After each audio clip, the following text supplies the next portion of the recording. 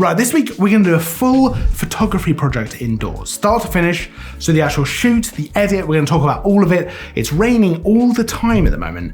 So let's do something we can get a little bit creative with indoors. We don't have to think about the rain. We're gonna use as little kit as possible just to make this as easy to do at home as it possibly can be, so you don't have to have loads of expensive kit. Let's get into it. It's Tutorial Tuesday. Welcome back to Tutorial Tuesday, where each and every Tuesday we bring you a brand new fresh photography tutorial. Now that one caught you a little bit off guard, didn't it? That one wasn't what you were expecting. Normally I go big with the fresh. Sometimes you gotta rein it in, you know? So that next time it can run free by itself. I don't know what I'm talking about. Let's get into the photography tutorial. This week we're doing a full project. Now, like I mentioned in the intro, we are gonna do it all indoors because it's been raining so much recently and it looks like it's gonna rain for the next, I don't know, year, 2 years, something like that. So endless rain, but we can keep the photography skills nice and sharpened by doing stuff indoors. We're gonna do everything at this table. We're gonna try and keep this as kind of limited in terms of the amount of kit we're gonna need to have to do this as possible. I'm actually gonna be photographing this. So not just this, but we've got a couple of bits of Lego. This is Star Wars Mandalorian Lego. So this is the Mandalorian's ship, Naboo starfighter, doesn't matter. You don't need to know about Star Wars, it's fine. It's fine. We're gonna try and get a couple of different photos with this. Now we're gonna go through everything from shooting through to editing and getting that final product. So let's get into this. Let's talk about the kit that we're gonna use first of all. So in terms of the kit we're gonna use for this, we're gonna use one camera, one lens. I'm using my Sony a7 III that I'm actually filming on right now, along with my 24-70 f2.8 G Master lens. Now that's a lovely lens, and that 2.8 aperture is lovely, but realistically we're gonna stop that right down. Probably something like f11, maybe even further. We want to get as much depth of field here as we possibly can, get everything nice and in focus. I'm going to use one light along with the window light over here, which I'm actually using as a light on me right now. That's going to be my main light. That's going to be the light I use. It's nice and soft diffuse light. It works extremely well for filling in everything. I mean, if you look at this now in front of me, it's very kind of well evenly lit. That might not be what we want to go for. So I also have this. Now this is just a continuous light. It's actually designed to be used for kind of streaming on a webcam, so just lighting and stuff like that, but it's a very easy to use continuous light. You could use any continuous light at all. So anything that you have, some of them are very, very cheap and they'll be fine. You could use a flash. If you have a flash, that's absolutely fine as well. I'm using this so that I can move it around, get the exact lighting that I want to use. And then finally, and I'm going to work out what the shots are going to be in a minute, but we might want to use one more light, which will be a colored light, which we can use to kind of backlight our subject. We're gonna see. If you don't have that, don't worry about it, because there's other ways we can do that later when we come to editing, but that would be quite useful. Right, so we've sorted the kit and we've sorted the subject. Now we need to think, what kind of shots do we actually want to take using this whole kind of setup? Now, obviously we're gonna be doing this on my dining table, so a nice black table. We're not gonna be using a lot of practical props and effects and all that kind of thing. I was originally going to do this shoot outside, kind of using grass and rocks and build a little scene, but that hasn't really worked out because of the rain. So we're really gonna embrace this indoors creativity. So the reason it's so important to think about the end result that we wanna achieve with the shots is so that every decision we make for actually shooting this is in service of that end image. It doesn't have to look exactly as we imagine now, but if we know roughly what we want, we can do things like place the subject correctly, change the lighting, actually position the camera maybe in a different way, whether it's looking down on the subject, whether it's eye level with the subject, whatever it needs to be. So we're gonna try and do 2 different shots with this setup. We're gonna try and do one in space, so the actual ship flying through space, probably away from a planet, probably away from Tatooine, if we're being completely specific. But that's what we're gonna try and go for with the first shot. Now, obviously I can't shoot the ship in space in here, but we can do things to make that easier when we come to edit this on the PC. Now, the second shot I want to go for is more in line with the Mandalorian art that you might have seen online. If you've seen the show, you'll know a lot of it is set kind of in desert landscapes, and a lot of the posters are of Mando, the Mandalorian, walking towards the camera with the sun setting behind in a desert kind of environment. That's what I want to go for here. Obviously I don't have a desert, but we can make things work, and I'm going to show you how we're going to do it. So we're going to have 1, the ship in space, 2, Mando walking towards the camera with the ship in the background, in a desert environment, the sun setting behind. We're going to make that work. I'm not going to use Baby Grogu in this as much. I don't know that the Lego figure looks as good as the Mandalorian Lego figure, and so I'm maybe not going to use him front and center. Anyway, let's get into it. Let's start setting things up. Let's talk about how we're going to do it. I'm going to film the whole process.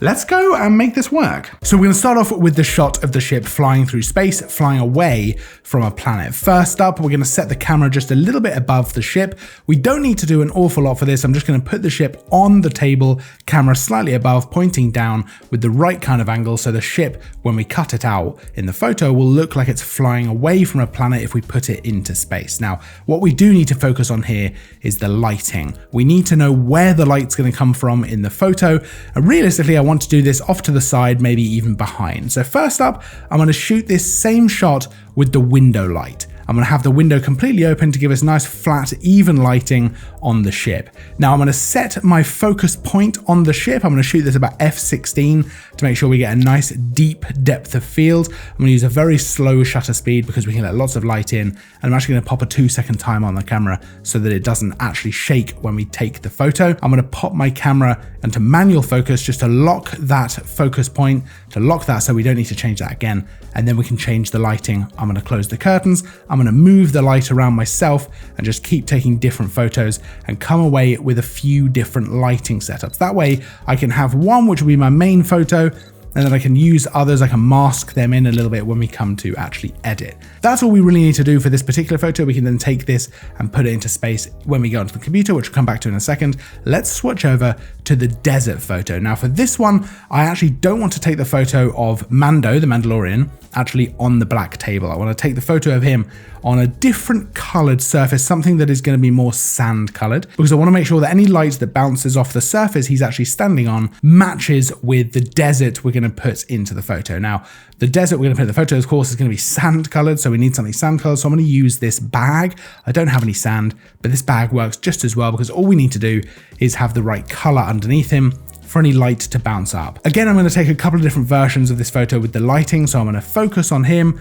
I'm going to set my focus point and lock that in, and then just change the lighting. We're going to have one with nice flat lighting from the front, and then I'm going to do some backlighting as well with an orange light, just to make sure that we've got what would essentially be rim lighting on the edges of him from the sun behind. Just an easy way to make things a lot easier when we come to edit. Next, we need to take a photo of the ship. Now, I could have done this as one photo with him in the front and the ship at the back, but I'm doing it as two different photos so that we have more options when it comes to editing. So we're just going to take a same sort of photo, play around with the lighting, lock in that focus point, and then essentially we can take all of these photos into Lightroom. So now we've got all our photos, let's take them into Lightroom. We can import them all in. Let's start off with the space photos. So first up, we want to select out of the photos we took, which ones we're going to use. Now we might use them for slightly different reasons between them, but we probably want about 4. One with that soft flat lighting all the way across the photo, and one with that back side lighting, which is going to be probably our main image that we're going to use. But we also want a very overexposed, very bright photo that's going to be very easy to cut out our mask of the ship when we take it into Photoshop. We can select these and just take them over to Photoshop by right-clicking, edit in Adobe Photoshop. Now we're jumping into Photoshop. If you want to see a full editing breakdown of exactly what I did and how I achieved the final image, let me know in the comments, because we could actually do that as a full video. Otherwise, I'm going to whiz through it now and explain to you all of my thinking for how I did this edit. We only have to cut out one of these layers because we can apply that same layer mask to the other layers as we go. So we're going to use the easiest one, which is the brightest one. We're actually going to let Photoshop do the job for us. So we can actually just go ahead and select that, get Photoshop to select the subject. It does a really good job. If you want to go a little bit more detailed, you could use the pen tool, and I actually cleaned this up a little bit as well, but we're going to go ahead and select that subject, mask that out, and then apply that same layer mask to all the other layers as well. Then we can hide the bright ones, and let's just use the main layer we want to use for right now,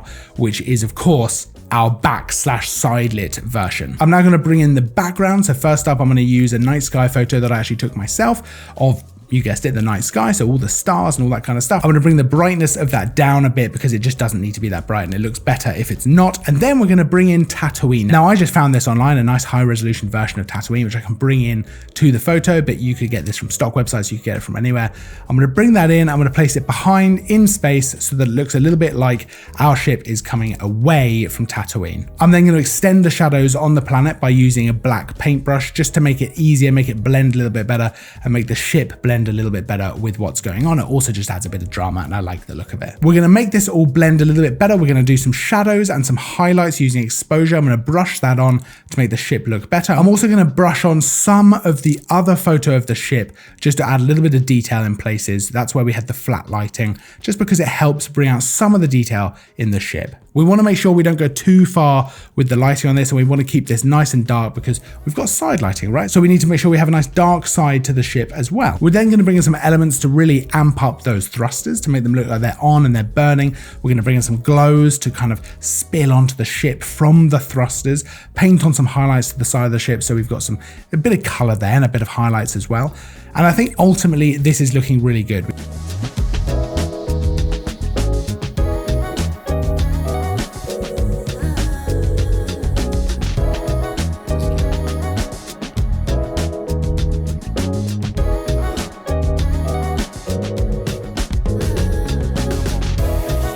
But we can bring this back to Lightroom to actually finish this off. Once we're back in Lightroom, we can actually add a cinematic preset, dial down the opacity of that preset.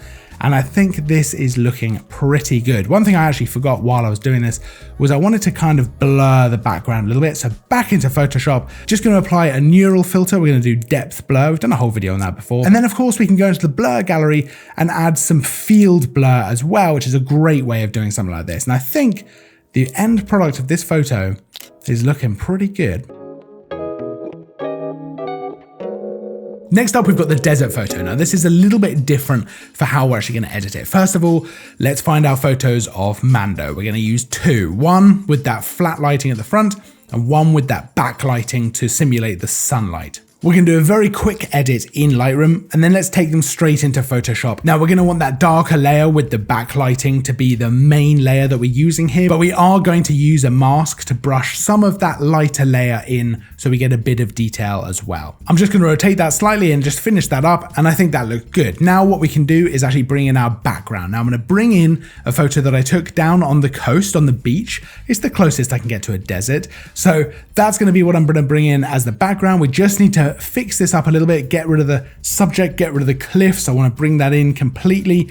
And then we're going to actually use that as our background. Now, initially, we're going to do a sky replacement on this as well. I want to bring in a sun, which is right in the center, which can be pretty much behind Mando, and some nice clouds and things like that. So we're going to do that first of all, clear up the whole thing, and then we can bring Mando back in on top.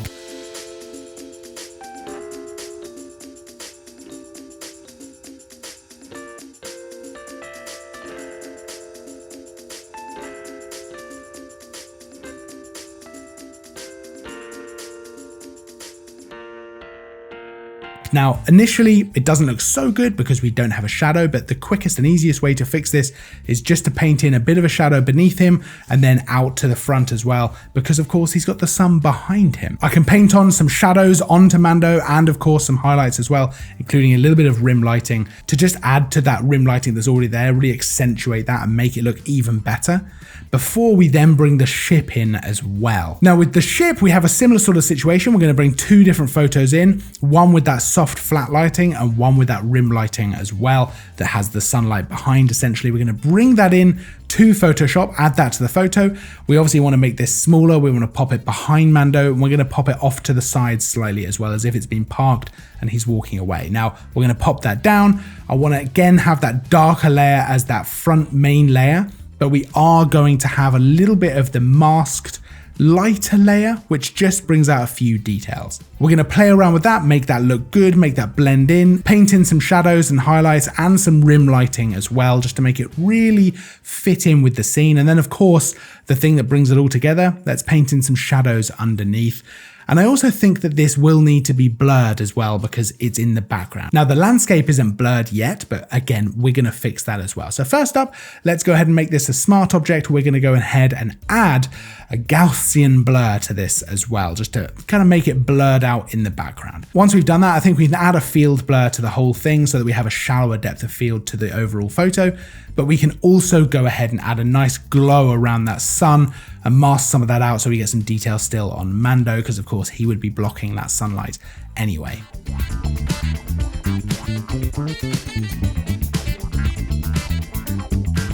We can add a color lookup again because I think it works really well to tie everything together.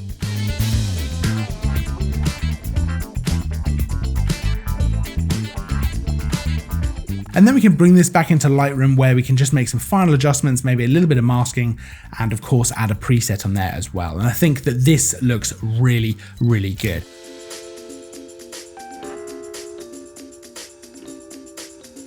I'm really pleased with how both of these have turned out.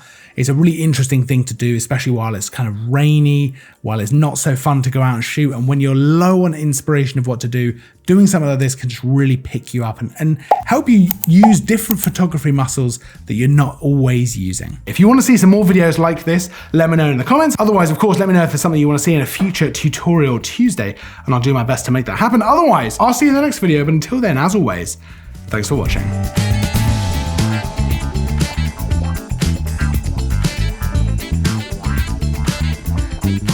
Thank you.